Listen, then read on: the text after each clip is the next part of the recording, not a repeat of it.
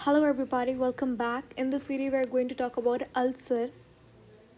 आज बात करेंगे हम लोग डाइजेस्टिव डिजीज़ेस के बारे में, यानी कि जितनी भी डाइजेस्टिव सिस्टम से रिलेटेड या फिर एलिमेंट्री कैनाल से रिलेटेड डिजीज़ेस हैं वो डिस्कस करेंगे. बिकॉज हमारा डाइजेस्टिव सिस्टम कंप्लीट हो चुका है. We are done with the chapter. Now it's the time to talk about diseases. तो हमारे आज पहली डिज़ीज़ के बारे में डिस्कस करेंगे जो कि है अल्सर. इसके बाद और भी हैं जैसे food poisoning, dyspepsia, obesity, anorexia, nervosa. ठीक है, तो make sure that you watch all of them.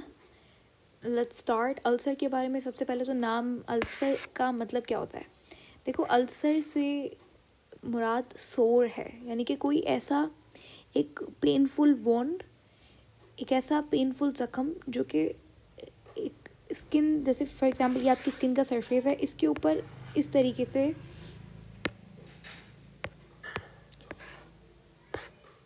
यहाँ पे इस तरीके से जो रेज्ड पार्ट होगा, जहाँ पे जो स्किन की ऊपर वाली प्रोटेक्टिव लेयर है वो ख़राब हो जाएगी, वो डैमेज हो जाएगी. फॉर एग्जांपल अगर हम बात करें एलिमेंट्री कैनाल की इंटरनल साइड की, तो देखो हमारे गट जो है उसमें बहुत सारी लेयर्स होती हैं.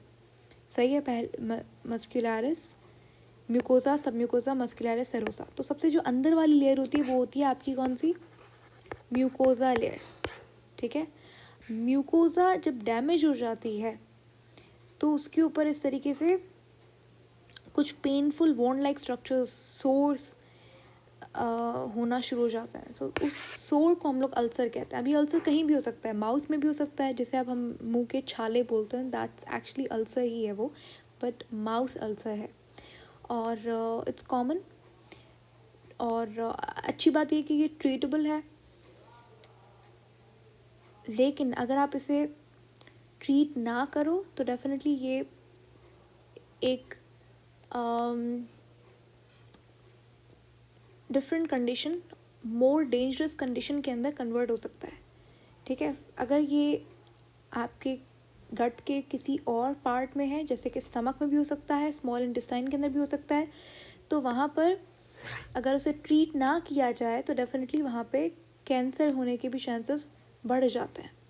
ठीक है. तो गट में ये कॉमन जो अल्सर्स होते हैं गट के अंदर एलिमेंट्री कैनाल में, वो कौन कौन से होते हैं. एक होता है गैस्ट्रिक अल्सर. गैस्ट्रिक यानी कि रिलेटेड टू स्टमक.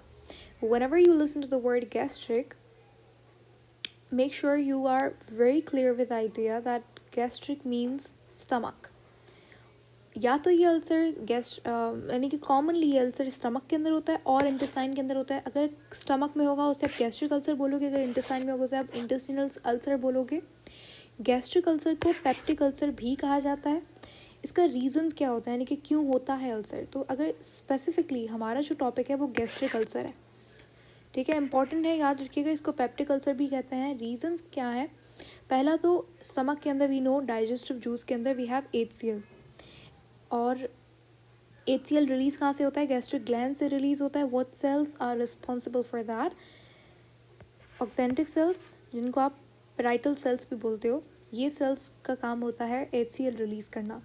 क्योंकि अगर स्टमक के अंदर बहुत ज़्यादा कंसनट्रेशन हो जाती है HCl की, तो उस केस के अंदर अल्सर होने के चांसेस हो सकते हैं. कैसे, क्योंकि HCl बहुत स्ट्रॉन्ग एसिड है.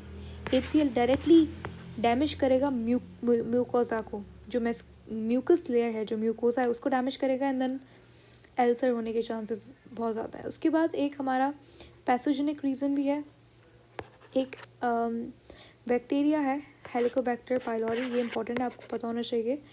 ये भी रीज़न हो सकता है अल्सर का. इसके अलावा अगर बहुत ज़्यादा बैक्टीरियल्स, एंटीबायोटिक्स, या फिर बहुत ज़्यादा अगर मेडिसिन्स का इस्तेमाल हो रहा है, तो उसमें क्या होगा, हीट ज़्यादा प्रोड्यूस होगी आपके गट के अंदर. उसकी वजह से भी अल्सर हो सकता है.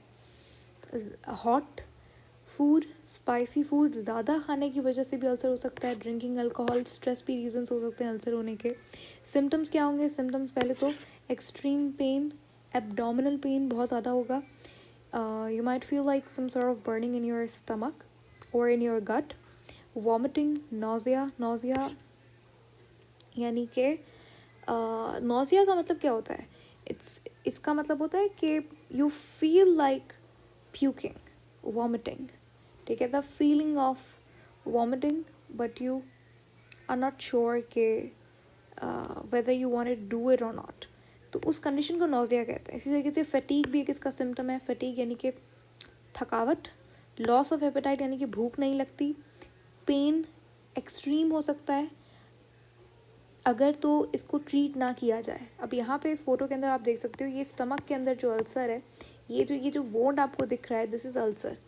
इसको अगर स्टमक के अंदर है तो गैस्ट्रिक अल्सर या पेप्टिक अल्सर। अगर स्मॉल इंटेस्टाइन, ये ड्यूडेनम स्मॉल इंटेस्टाइन का पहला पार्ट है, तो अगर ड्यूडेनम के अंदर है तो ड्यूडेनल अल्सर का नाम इन्होंने दिया है।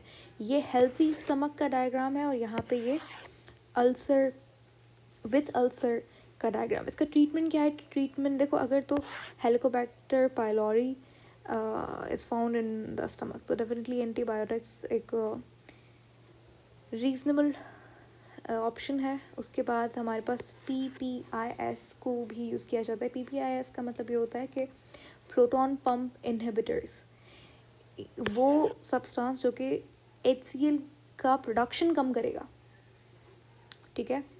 तो अगर HCl कम सिक्रीट होगा आपके स्टमक के अंदर, तो फिर म्यूकोस मेम्ब्रेन भी रीजनरेट हो जाएगी। तो इस तरीके से ये कुछ ट्रीटमेंट्स थे। So yeah, that is it for ulcer. I'll see you guys in the next video where we will discuss about food poisoning. Thank you so much for watching.